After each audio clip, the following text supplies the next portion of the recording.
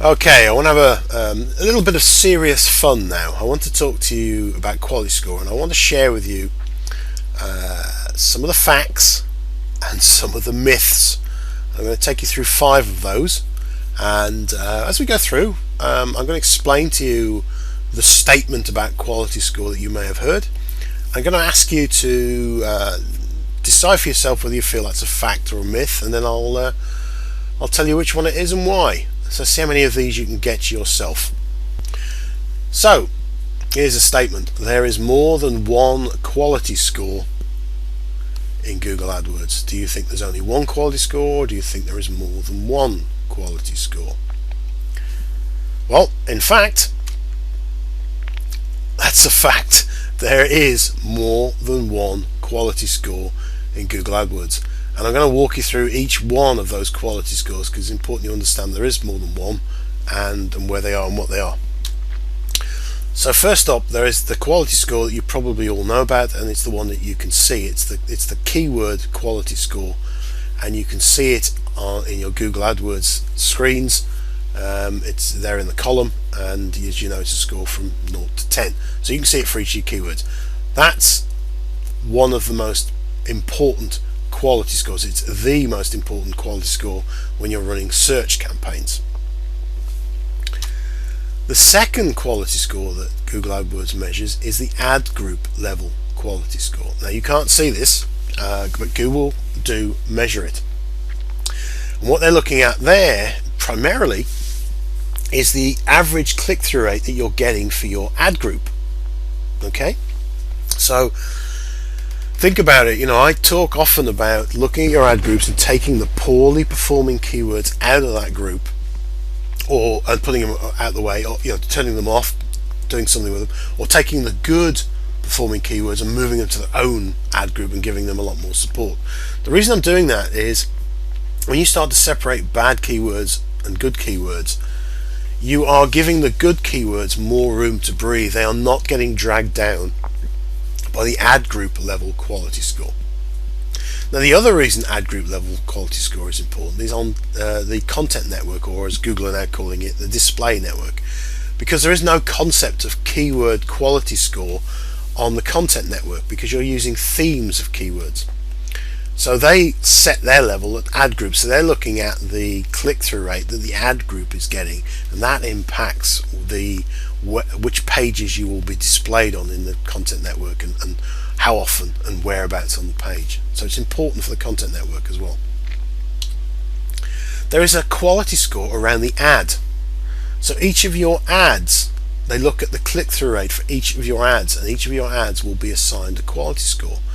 And this impacts where that ad will appear on the page.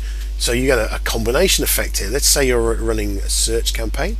You've got they'll look at the keyword quality score, they'll look at the ad group quality score, and they'll look at the ad quality score. So again, trimming out the bad performing ads and continually split testing to make sure you're improving the click-through rate of your ads is all going towards improving the overall quality score of your advertising. There is a campaign level quality score. So exactly with ad group, they're doing exactly the same thing with a campaign. They're looking at the click-through rates that you're getting at a campaign level. So if you've got poorly performing ad groups in your campaigns, you really want to do something about that. Either pull them out into a campaign elsewhere where out of harm's way, or turn them off. Now the sort of campaign structures I've talked to you about in the past is to have a general campaign where you're running general ad groups, and then you can pull out the well-performing ad groups into a campaign of their own where you can feed more budget and more time and effort to. And that's a good way of getting around this quality score issue. And then finally, believe it or not, there's an account level quality score where they look at the overall quality of the entire account, the click-through rate in particular, and that impacts everything you're doing in that account. So first off, let me tell you not to panic, because account level and campaign level have significantly less impact than, say, keyword quality score. So there's a lowering degree of impact that they have, but they all have a degree of impact. So as you start to get into really fine-tuning stuff, then you really do get into, should I turn that campaign off? It's sitting there, it's not performing very well, it's not costing me much, but the click-through rate's awful. Well, then you start getting into, well, maybe I should just turn it off because it is actually impacting all the other campaigns. Okay. So, here's my next fact or fiction. When determining your quality score and deciding where to place your ad, Google only looks at the last 2 weeks of data. Is that fact or fiction? That's fact. You see, I've heard people say that Google checks your entire account history right the way back to when you first kicked off the account, and it does that when it's trying to decide your quality score and then decide where to place your ad. Well, Google says in its own help files that it determines your quality score in real time. So it determines it at the point that it's about to display the ad. So just think about that for a moment. It has a keyword search, and it suddenly goes out to thousands of advertisers who are all bidding on that keyword, and it calculates in real time the quality score of all of those advertisers and then decides which ads to show in what order. I don't believe that even Google, with its power, can look at everybody's entire account history. And it wouldn't make sense. Your account history a year ago is a year ago. It's what's more important is what's the recent account history. And I've read and I've heard and I've seen a few people from Google mention on various blogs that they really only concentrate on the last 2 weeks. And that seems quite reasonable to me. So I would suggest that 2 weeks of data is what they really concentrate on. And why is that important to you? You may say, well, look, if you've got a campaign and it's been running really well for the last year and you've had high click-through rates and it's taking a dive in the last couple of weeks, you need to worry. You can't rest on your laurels and say, well, my click-through rate for the last year is really, really good.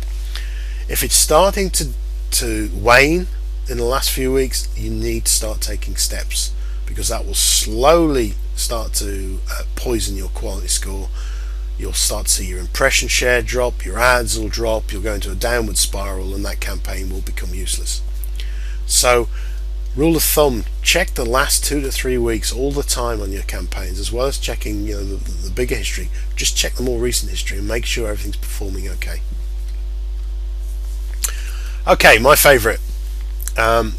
You can improve your quality score by optimizing your landing pages. So you can continually improve your quality score by going to your landing pages and making them more keyword rich, applying SEO changes like tweaking the title, etc. Is that fact or myth? It's actually a lie. It's a myth. It's complete fabrication. And I'm afraid to say this is one of those statements that I was making at least 2 years ago, but they've changed the ballpark now. So if you read anything I've said that's at least a couple of years old about landing pages, don't believe it. I'm about to tell you the modern up-to-date truth. The modern up-to-date truth is this: landing page quality score is a simple pass or fail. Okay. What Google do is they have a set of landing page guidelines. It's in the Adwords help file. If you have not read them recently, go read them, because they do change them. But effectively, if your landing page meets their criteria, you get a pass. If your landing page doesn't meet their criteria, you get a fail.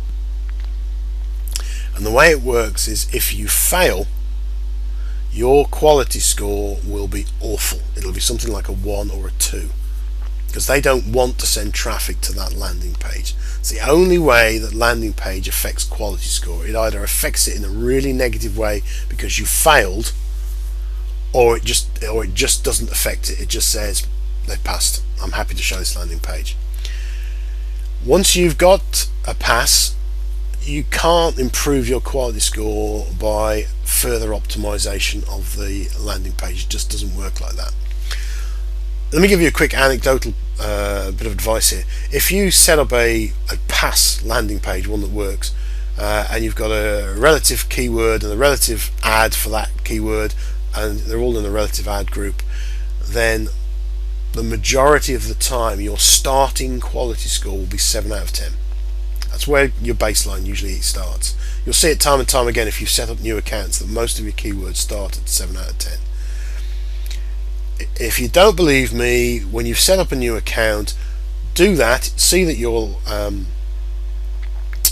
keyword quality scores are all 7 out of 10. Then go make changes to your landing page, try optimizing it and see whether that improves your quality score without sending any traffic. You guarantee it will be 7 out of 10 all the time. It won't change. It's a pass or a fail.